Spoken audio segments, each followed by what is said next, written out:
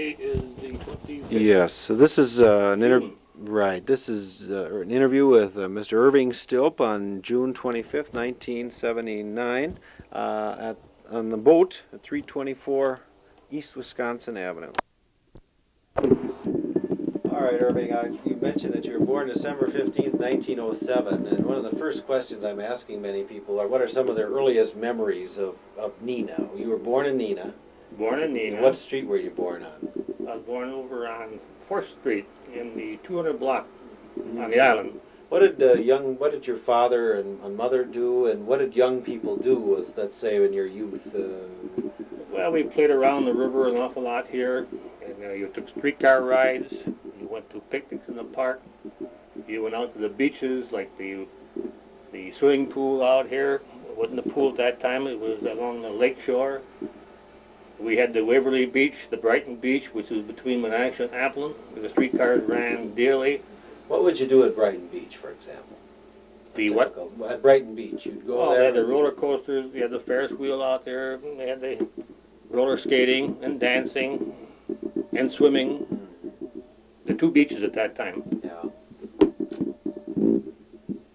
What about high school? What do you remember?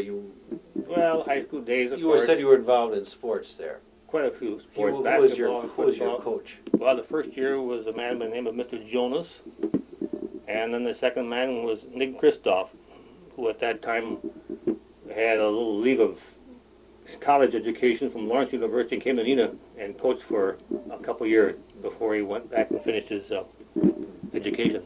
What were some of your memories of basketball? If somebody's interested in the history of sports in Neenah, what was it like in those days?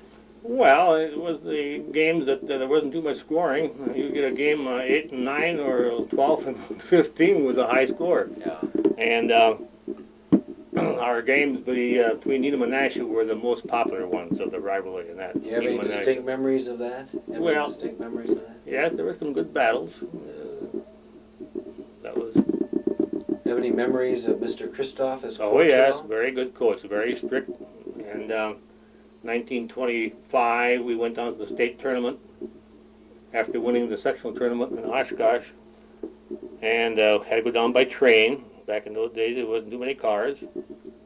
And Coach Kristoff was very strict on our eating and our drinking of water, and that even took our own water from Neenah down there, what we're used to. Why is that? Along the train. Well, he didn't want to get drinking the water down there at Madison, and maybe having the tummy upset and things like that. What would he do? Would he kick kids off the team for disciplinary reasons? Oh yes, oh yes. Of course, back in the days, you had respect for your teachers and coaches. Very much respect for them. Do you think that's changed recently? You think that's changed a lot in recent Yes, times? absolutely. Do you have any feelings on the reasons for that? I think it's the trend throughout the nation here. Lack of discipline? Lack of discipline, lack of respect for law enforcement, lack of respect for parents. That has been coming for quite a few years. All right, I want to jump right to, because you only have a limited amount of time, I'd like to jump right to your police career at all. How did you get interested in becoming a policeman? You said you started at age 19. Why did you want to? Well, as I say, in high school, I had quite a bit of experience in athletics. I was a 7-year member of the Boys Brigade, which was a wonderful organization for character building manhood in Neenah here. Do you have any distinct memories of that? Oh, the Boys Brigade. What are some of your memories of Boys Brigade? Well, one memory of the Boys Brigade to start with is approaching encampment time, which was in June, was preparing your luggage. Back in those days, we went to Wapaka by train. The Sioux Line Railroad would spot a baggage car and 2 coaches on the siding at Cherry Street there, which was right next to the Armored Cheese Company. The boys would have to be aboard the coaches by 6:30 in the morning. 7 o'clock in the morning, the Sioux Line passenger train would come in, and they'd hook us onto the rear of that passenger train, take us to Wapaka. There'd be 3 streetcars at the depot at Wapaka, We transferred from the train to the streetcars with our baggage and all the kids, and on to Waupaca, to King. Unload at King there for the boats to go over the Camp Onaway. I remember that. Oh, it used to be a lot of fun. Why did you say that the Boys Brigade was such character building? Have you seen the evidence of it in your Absolutely. life or With a some lot of of your boys, friends? a lot of What boys type who of things did they teach? With fellows that went through the Boys Brigade of the jobs they had gotten after they finished the brigade and high school. Now this was a supplement to high school education, which was very much helpful to the boys. And that I give the Boys Brigade for my success in law enforcement. In what sense? The military train. We had military drill back in those days all the time. Discipline. Our classes studying industry within your community, studying the various types of industry, how paper was made, how Kleenex was made, and how the foundry operated, how the telephone company operated. You'd study those things? Oh, absolutely. Yeah. Which was very much in character building. Who were some of the leaders of the Boys Brigade that you? Well, one of our favorite leaders back in those days was a World War I captain was Leo Schubert. Leo Schubert? Yeah. You know how to spell his last name? Schubert. What was he like? A disciplinary man, very strict with us, with the boys and that. Boy, your uniform had to be just right, your belt and your cap and your gun had to be just right. They had wooden guns, you know, military drill we had. That you can get from the Boys Brigade here. If you talk to Jack Casper. I'm looking for your memories of it. Yeah, That's the whole point of this thing. But they could go back and give you so much. How about the religious part? Would the religious part of Boys Brigade be Absolutely. significant? And Absolutely. how would they go about preaching Well, that, teaching? you had to belong to some church or Sunday school. Didn't make a difference which one it was. You had to have attendance. As I recall, if you missed 3 times Sunday school or church, you had to give a good excuse. How would they before know you if be did? not reprimanded, but before you be talked to about why you missed it, the foolishness or something like that, you know. How would they know? Would they just check? They had to file with the brigade office your attendance. Yeah, they kept a record of that. Did you know Mr. Shattuck at all? Very well. Could you describe him and so on? Well, Mr. Shattuck, of course, was the stepfather of the Boys Brigade. And, of course, communities like Neenah was very fortunate having a man like him, along with several other ones in this town, back in those days, who did so much for the city of Neenah, for the people of the city of Neenah. The parks. Shattuck Park down here, the Doty Park, I recall. The swimming pool out here. The athletic field. Mr. Shattuck was very instrumental in creating those for the people. The Boys Brigade, Dr. Chapman was the first father of the Boys Brigade, and I think he lasted just 1 year, 1899. Mr. Shattuck took over, as I recall, in 1900, stepfather of the Boys Brigade, and saw the Boys Brigade through until he passed away at 98. What were some of his personal traits? Did you know him very well? I mean, what was his I personal? sailed with him years ago on his A-boat when I was a little boy.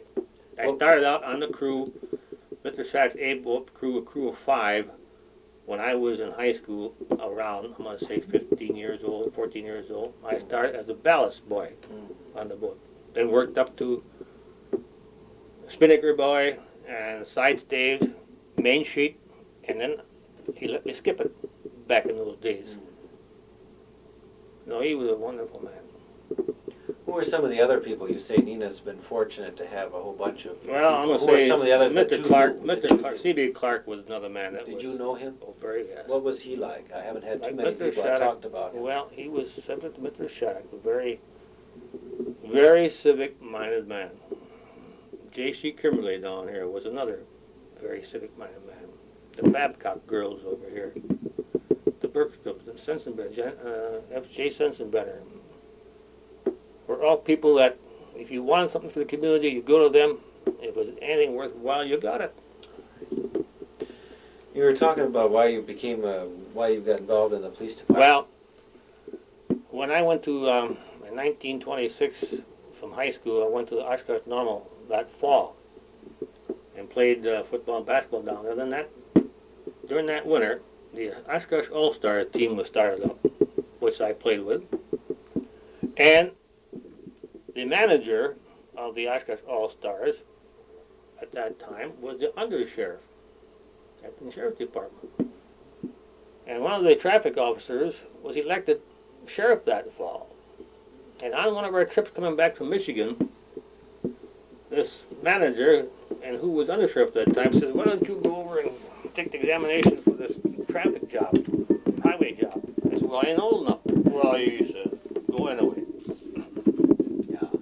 Which I did. I went over, put my application in, and took the examination, and had the personal interview, and I got the job. And then you were in Oshkosh for 13 years. 13 years. And how did you get the job at Neenah then? This Well, is mainly a Neenah Menasha project. So. Neenah at that time, 1940, prior to 1940, I'm going to say 1939, the elderly chief they had here, a Charlie Watts was his name. Wonderful old man. Boy, I tell you, he was a swell chief. And he had a stroke, and he could not continue serving the city here. And they had to hire a new man. So I put in my application up here. Took the examination for the commission and that. What was the police department like in 1940? I mean, reflecting on maybe what it is today in 1979. Well, you didn't have what's the difference? equipment. You didn't have the equipment. Radio communications about that time was coming in. We had a few years down to Oshkosh. I promoted the radio system down to Oshkosh for the counties.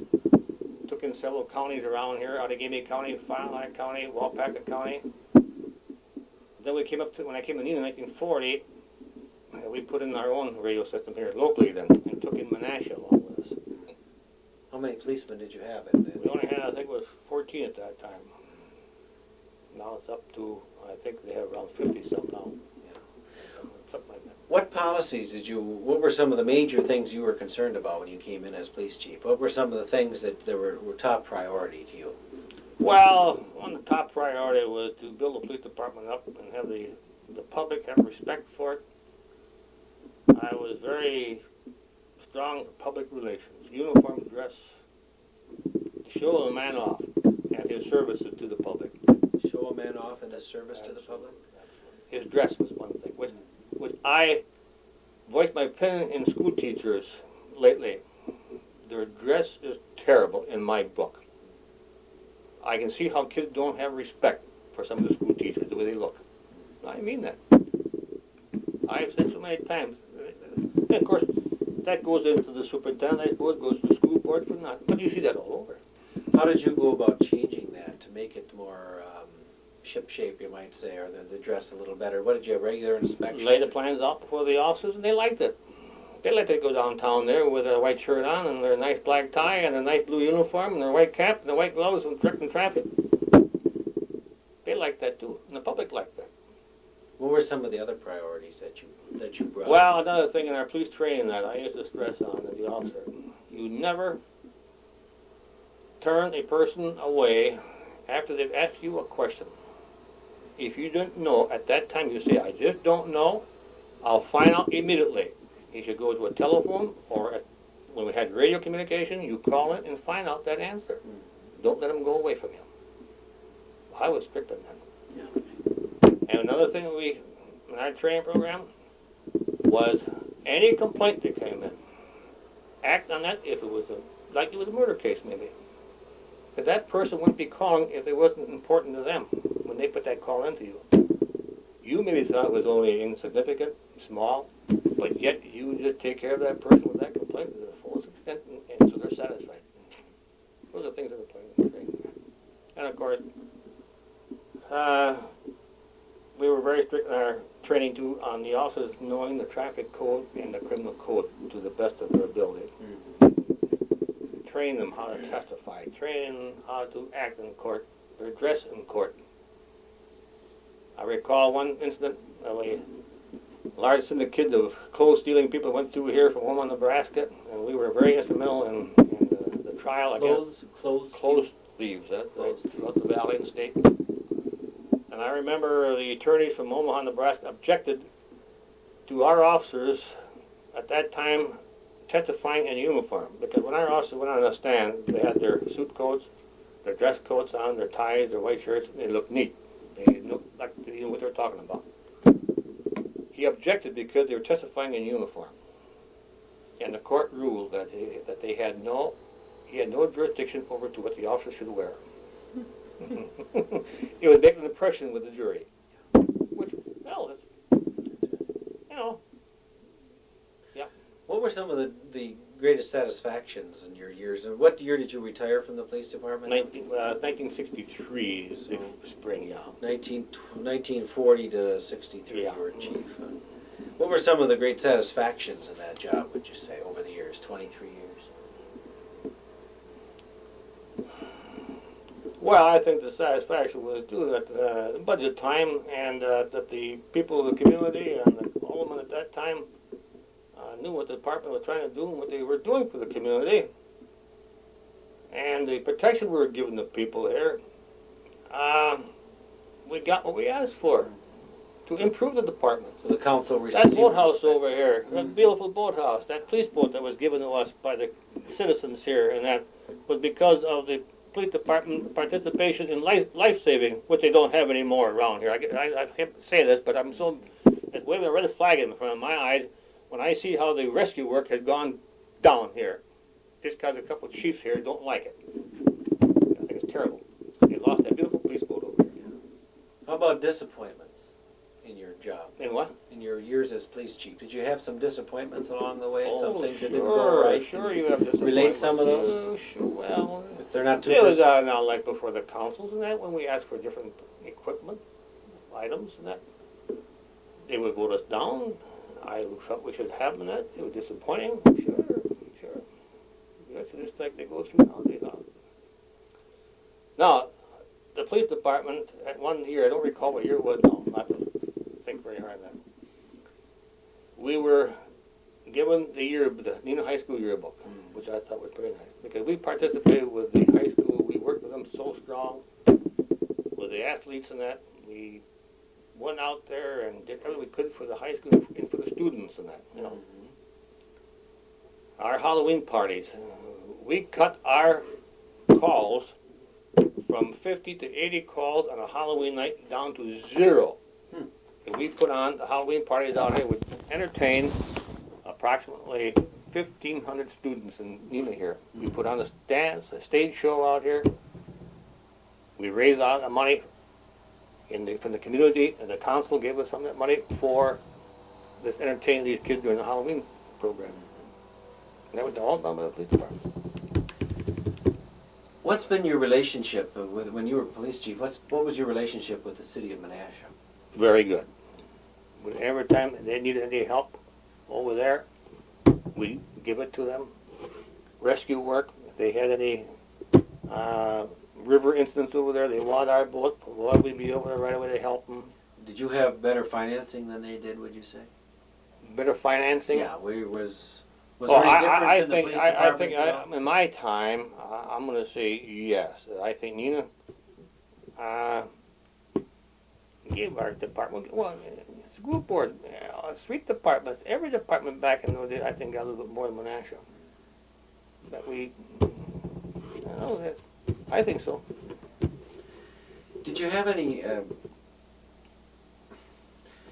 what changed between about 1940 and 1963? What were some of the major changes that took place in the police department in those 23 years? Well, of course, our Most memorable? the increase of our traffic, the streets in town here, the traffic back in those days was just terrific. We only had one bridge, the Commercial Street Bridge, and it was an awful job for us to get the council to see to that we must eliminate parking on that street at certain hours of the day to move the traffic, because when they piled up for a mile and a half from Neenah into Menasha, people took them an hour and a half, 2 hours to get home. It just wasn't right. But we finally sold them on getting piece by piece of no parking to help us relieve traffic. You can't move traffic through store buildings or over sidewalks. You got to have a roadway to move them. And then, of course, I saw the new bridge coming, and that was built, which helped relieve the traffic over on Commercial Street. Unfortunately, crime wasn't too great back in those days. Was it getting worse by 1963? I mean, did you notice a big difference? No, I wouldn't say that. It was about the same. After that, I think it was getting worse. The dope and the old hash started coming into this country and that. Was that any problem when you in 1963? Nope. Did Did you notice a change in youth from 1940 to 1963, or was Well, I won't like to get into that. I mean, be quoted on something like that. Well, is there any general observations if we're interested in the history of youth from this time? Well, I'm going to say this, that I think the citizen today, not only the elderly people, but the middle-aged people too, are a little afraid of the youth of the day. In what sense would you think? If you see 3 or 4 youth standing on the street today, an adult is a little hesitant about going past those kids. Of the snotty remarks, threatening remarks they give to them. They don't have respect for them nowadays, to me. You think the problem with that was the family or religion or things like that? Or were things better back in your youth? What was different? Well, I think back in my day, for Christ's sake, as I say, you had respect for your parents, you had respect for the teachers. That was one thing they've taken away to me, in my book. They've taken away the teachers disciplining. I think we've got teachers that are capable of disciplining, but they do not get the backing for it. I know some teachers right here in Neenah who were so glad to get out of the teaching profession. They left a little early even because of what was happening in their profession. I mean, as far as disciplining the kids and that. They couldn't take it no longer.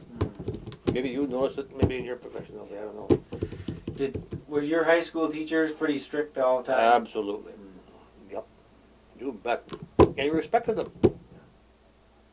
I remember our shop teacher. Go ahead. Well, my shop teacher, Mr. Simnich, I recall, when he'd lecture before our shop work, he had his suit coat on, he had his tie on. When he went to the shop counter and that, the woodworking counter and that, he had his shop coat on. But he always had his tie on. Our drafting teacher, Mr. Christensen, I remember. Christensen. Our science teachers and that, they always were dressed. Well, I think the kids respected. We went to school that way too. Now, boop boop. Are there any other memories that you have of the police department? Any memorable incidences, memorable events? There must have been some very memorable things happen in those 23 years. That would be historically interesting. Well, of course, we only had, as I recall, one murder, I think, in town here. That's all. Is that all you had in 23 years? One murder, yeah. Dr. Philo, yeah. That was a patient that shot him one afternoon. And we apprehended him about 5 o'clock the next morning, west of Oshkosh. He was an Oshkosh man, and we found out what places he frequented. He was sort of a religious man. We checked the churches down there because he used to go to church every day, and he used to go out to a sand pit down there and swim, things like that. In fact, that's where we found him the next day, was in the swimming hole, but he had just was parked there in the yard there in the sand pit. Well, there was other incidents, but not too serious. Did you have a policeman's union at this time? No. What has been the difference there, do you think? Has there been, has that changed the nature of the police department today, do you think? Well, they tell me that they have grievance committees now. What did you have in your day? The boxing gloves. Is that right? Take them on the mat, that's right. You betcha. Yeah. You and the other policemen? Why, we had the boxing gloves on a lot. Are you serious? No, I'm not kidding. I'm telling you. What if it was a financial grievance? Back in those days, listen, the man, those officers used to come in years ago, I recall. Well, geez, they loved the work. They loved it.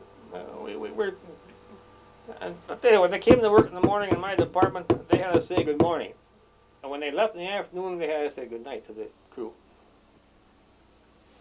It was supposed to have been that way. Sure, it wasn't always. It was always had a few. Maybe I recall a couple of boys that maybe had a little difficulty at home. Maybe or they didn't feel very good, and that. And we had to talk to them. Do you think it was the boys' brigade influence on you that made a big difference? Absolutely. The discipline part? Absolutely. That training and that. And of course, I had 3 years. I say when I was in high school, I had 3 years in the National Guard. While I was in high school, in the cavalry, which was good training. Where did you do that training? On Camp Douglas. the summers or something? That's right. Well, we went to camp down there. We had our horses. I was the orderly. I was fortunate to get a job which went on call, but my assignment, was a orderly for Colonel Quill at that time down there. I had to take care of his horse and my horse and things like that, So you just missed out on the First World War. That's right. Yeah, age and that, yeah. You said, when did you start sailing, or when did you start becoming interested in the water? In the 20s. 1920s. When did you first start? What was it like then? I mean, is there any Well, there was anything distinctive around memories? here. We built our own rafts and that. There's a few, both Dr. George Pratt and I. Dr. George Pratt lived out here on South Park Avenue, and there was nothing down the point over here. And there's a little bay down there. And Dr. Pratt, Dad, bought him a sailboat, and Dr. George Pratt and I, we sailed all the time. We was on the lake all the time as kids. What was some of the biggest, what are some of the more memorable events of life along the water since the 1920s? Have there been major changes or major organizations come in the to build-up, promote sailing or whatever? The homes have been built up here. And that, There wasn't that in the 20s? No. Then, of course, What was this? the coal barges, What was this all around? all this land, just like this here, but it's been developed, and the coal barges used to come in here back in my day. They haul from Green Bay the coal into the mills over here. They come down through here.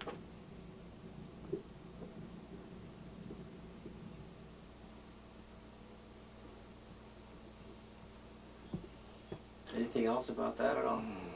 Well, there's so much.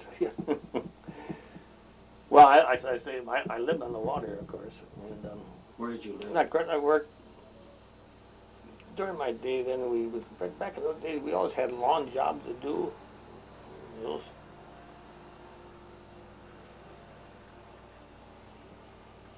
There's so many things that it's hard to think of. Is there any other areas, Mr. Stilp, that you... For so many years, he was a captain of the Boys Brigade This at one is time. your brother Lyle Stilp? That's right, yeah. And Lyle did a lot for the brigade, and that same as Lil Schubert and Nate Wada, and Would this be in the 30s, kind of? I'd say back, yes, in those years. Carl Albright, and there's a whole group there that were all together at that time that did an awful lot for the brigade. And again, Did you work for the brigade later yourself? No. Or didn't you have time no, for that? I'd go in at times. We took different classes over there on law enforcement, and we'd give them fire. When they first started the firearms over there, we sent some of our men over and went over and gave them demonstrations with the rifles, machine gun, and shotguns, and things like that. How has the brigade changed over the years? Is it as military Well, as it used to be? Is not it as disciplined? military as it used to be. Is that good or bad, do you think? Well, I think they should have a little more of that. Get the disciplining into it, though. But again, the boys coming in the brigade haven't had the desire for that now, maybe because of their lack of discipline prior to coming into the brigade, even the younger kids, I say. How has Neenah changed over the years? Have there been some... Have you known some of the mayors and some of the politicians? A lot of the mayors. Could you describe any of them? We've had very good mayors here. Of course, the city of Neenah, I think, has been blessed with exceptionally good men on their commissions over all the years that I've been here. Can you name some of those? Oh, gee, so many of them. Finn Martin. Finley Martin? Finn Martin. What Water commission was he Department. on? Water Department? And there's school board commissioners that we've had all these years that I know of them. I'm talking about the last 40, 50 years. Your police and fire commission in Neenah, school board, library boards, and council, welfare committees, that all have been high-class people serving this community. And another thing with Neenah, to me, Appleton is very good that way, I think. We were very fortunate in here. The school system was wonderful here for years. We've had good churches here. Industry here in Neenah for years. Train their men, train their people, their employees, to take home safety, to take home cleanliness from our industry here, which makes the community as a whole. Is that Kimberly Clark in particular? Absolutely, Kimberly Clark and the Marathon and the paper companies, Neenah Paper Company back in those days, the Gilbert Paper Company. What do you mean by taking it home? I never heard that before. Teach about what? Well, no, here. I'm employee of the Kimberly-Clark. You have to wear a white uniform. You have to be clean. Everything's got to be paid just so you take that home. I say. You go around Neenah here and look on the places are kept up. The homes are kept up. And I think the training in the industry, the people, they do that. And then years ago, the contributions from industry that they give and encourage employees also to participate in giving here and to serve on different committees in that, within the community, on commissions and that. They encourage that. They give them time off. They give them maybe pay if they serve on different committees or commissions. Mm-hmm. That helps with the community, I think. Is there anything else that you can think of would be interesting to know about the past here?